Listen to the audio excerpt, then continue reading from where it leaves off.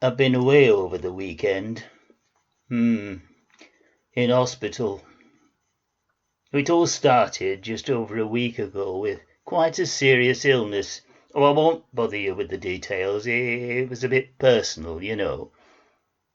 Anyway, the upshot was I'd been in bed most of the time, had eaten very little, having been advised to avoid solids, and was doing my best to maintain my hydration levels. Nearly a week later, I thought I was beginning to feel a little bit better. Because I'd been getting up very late, I hadn't taken my normal medication for high blood pressure all week. But the next day, I was up earlier and I decided to take it. As the day passed, I started to feel more and more lightheaded. In the early afternoon, my son phoned to ask if I needed anything from the supermarket. Well, I gave him a list of 1 or 2 things, and he said he'd bring them round. He only lives about 20 minutes away. Anyway, when he arrived, I asked him to put the things away for me, as I was by then feeling very unsteady on my feet. We then sat and chatted for about 15 minutes before I said, "I think I'll go back to bed if you don't mind." I got up to show him to the door and suddenly collapsed. Well, I was only out for a few seconds, but in falling had hit my head on the door jamb and cut it slightly. My son's wife had been waiting in the car and he shouted, "Come in here, quick!" Next thing, I was sitting on the sofa and my daughter-in-law was on the phone to 999. They told me later that because of my reactions they thought I'd had a stroke. When the paramedics arrived, they immediately started checking me over, of course, including a blood pressure check. This turned out to be dangerously low, something like 70/50 if I remember. "We need to get you into hospital," they said. Now, hospitals and me don't sit well together. Oh, I know they do a wonderful job and it's a service we all need to be proud of. But I was in the local one for nearly 8 weeks 4 years ago, and it left its scars. And I'm not talking just physical ones. So my first reaction to the paramedics was, I am not going into hospital. This led to a discussion about the consequences of staying on my own in my present condition, all of which was perfectly sensible, of course. When they said I'd probably only be in for a few hours, common sense eventually prevailed. The family packed up a few essentials for me to take, so, in my sleepwear and dressing gown and carrying a Tesco shopping bag, off I went in the ambulance.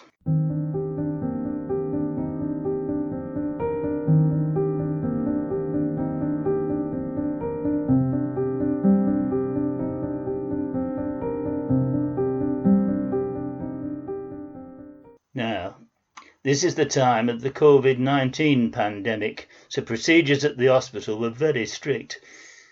I immediately had to wear a face mask and was put on a trolley in a side room in A&E. Eventually a doctor came and I had to relate all that had happened since I first became ill. He then said, "We're going to take some blood samples and send you for an abdominal X-ray." At least, that's what I think he said. With a strong Asian accent and a face mask, it's sometimes difficult to understand. Anyway, the blood samples were taken and I was wheeled off to X-ray. It was then a matter of waiting for the results. You know, those hospital trolleys are bloody uncomfortable when you're forced to lie in them for any length of time. When the doctor returned some time later, he told me the blood samples were okay and the X-ray was clear. So I said, "Right, I'd like to go home then." This, of course, resulted in another discussion about the advisability of that decision. The doctor then disappeared and returned shortly with what was obviously a senior colleague, a consultant no less, who told me that the blood samples actually showed that my kidneys had become dehydrated and that I should stay in overnight or risk having to come back in and subsequently stay much longer. So, no contest really. I decided to go with the flow, as they say. During a further long wait, I had to have a COVID test before being admitted to a ward and was put on a saline drip. The test was confirmed as negative, and having arrived in A&E at about 6:30 p.m, I was finally taken to the ward at about 11. At least I'd be able to get off that damn trolley.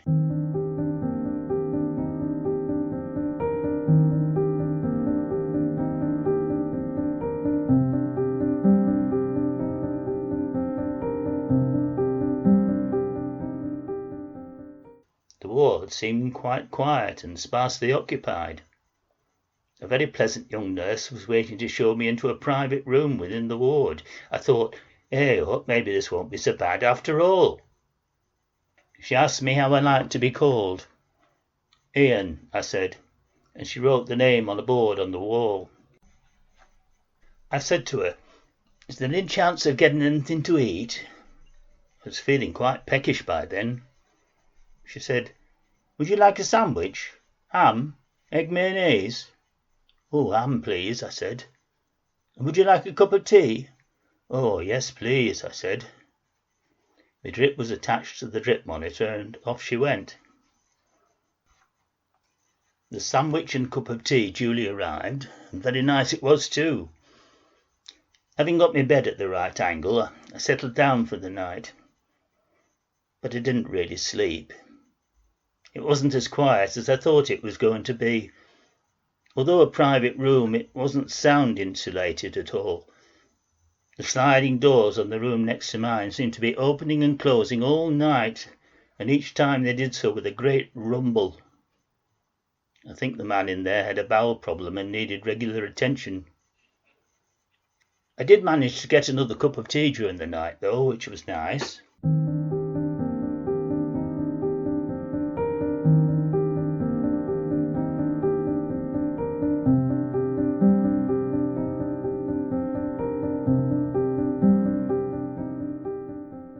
The nice nurse came in and changed the drip bag early the next morning and said goodbye as she was going off duty. By the time breakfast came round, I was starving and needed food in a way I hadn't done for a week. From the choice available, I selected orange juice, cereal, 2 pieces of toast with butter and marmalade, and a yoghurt. I ate the lot and washed it down with a cup of tea. A little later, the consultant I had seen the previous evening came in. She wouldn't recommend me going home that day, as she said I needed to get my kidney hydration back to normal first. You'll almost certainly be able to go home tomorrow, she said. She also said that I wasn't to take my blood pressure tablets for at least a week, and may not need to take them in future, depending on a subsequent check by my GP.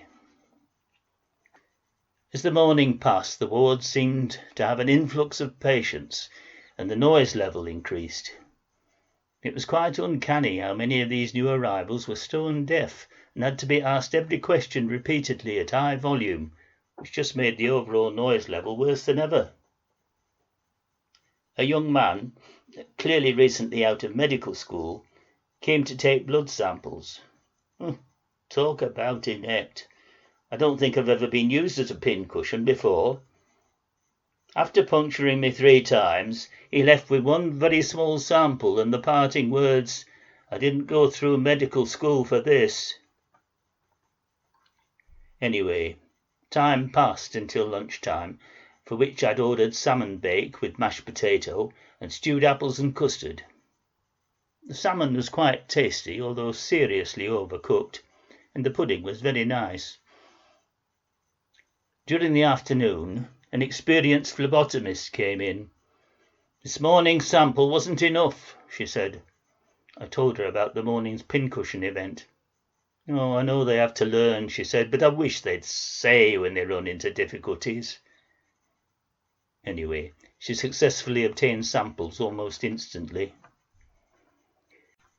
One of the worst aspects of being on a ward is the lack of privacy. You can hear nearly every conversation in detail. At least if you're deaf, you're not assailed by the noise. One overheard conversation that I found particularly saddening and depressing was between an 82-year-old patient and a consultant. The man had apparently been admitted with abdominal pains, and examination had revealed a large blood clot in his gut. The consultant was telling him that there were two choices available: either to try to treat it with medication with probably limited success, or to undergo a major, and she stressed that it was major, operation, which carried a very high risk of the patient not surviving. To his credit, the poor man received this news very philosophically. What decision he finally came to, I never did find out. I was still eating well, and the evening meal came and went. Tomato and basil soup, followed by a cheese omelette. During the evening, I watched a bit of television on my smartphone. Not very satisfactory on a small screen. Because I came in such a hurry and didn't expect to be in for long, I hadn't brought anything bigger, like a tablet. That night, to say I slept fitfully is probably being generous. With more admissions and more deaf people, the noise was incredible. By morning, I was going stir-crazy. I ate a similar breakfast the morning before.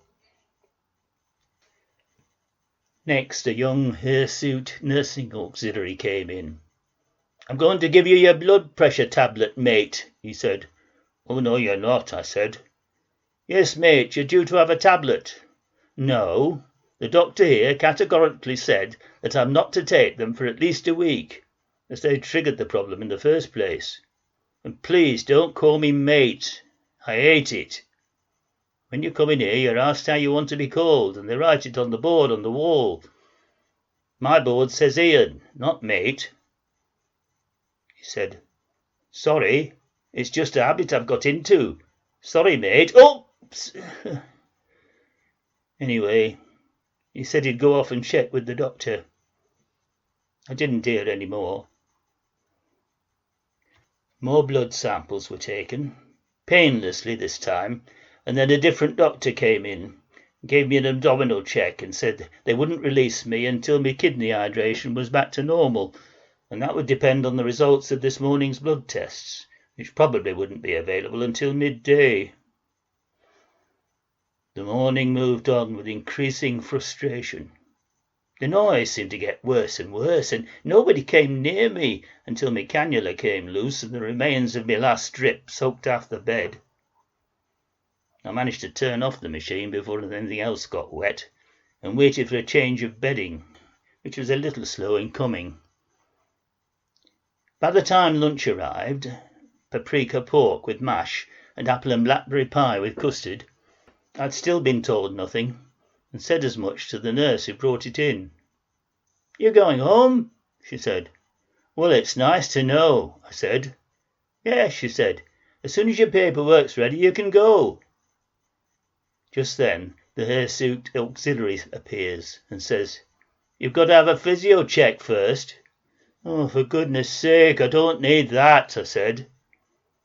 Anyway, after lunch, the nurse came back and said, "Let me just see you walk the length of the ward." No problem. I did that, and she said, "Fine." Next thing, I got my discharge papers and managed to contact a friend who lives fairly close by to come and collect me. She said she'd be about half an hour. While I'm waiting, I overhear the following conversation, which is sad, but also quite funny. Member of catering staff to deaf patient. "Would you like some dinner, Cuthbert?" Cuthbert: "I don't know what you're saying. I'm stone deaf." Staff: "Would you like some dinner?" Cuthbert: Staff: "Would you like some soup?" Cuthbert: "Some what?"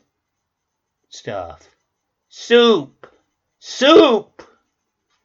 Cuthbert: "Just a little." Staff: "And would you like some pudding afterwards?" Cuthbert: Staff. Pudding? Cuthbert. I can't hear. Staff. Fruit! Would you like some fruit? Fruit! Cuthbert. Soup? Or just a little? So difficult for everyone. My phone rings and it's my friend who tells me she's parked in the drop-off zone. I ask a member of staff for directions to the main exit. It's about as far from this ward as it could possibly be, but I grab my Tesco's bag and, still in sleepwear and dressing gown, leg it along the corridors.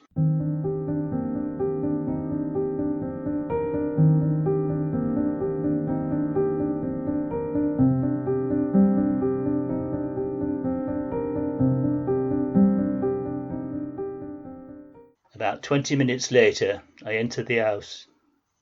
In these coronavirus days, a weekend away has at least been a change of scenery. But it's good to be home. I just put the kettle on for a nice cup of tea.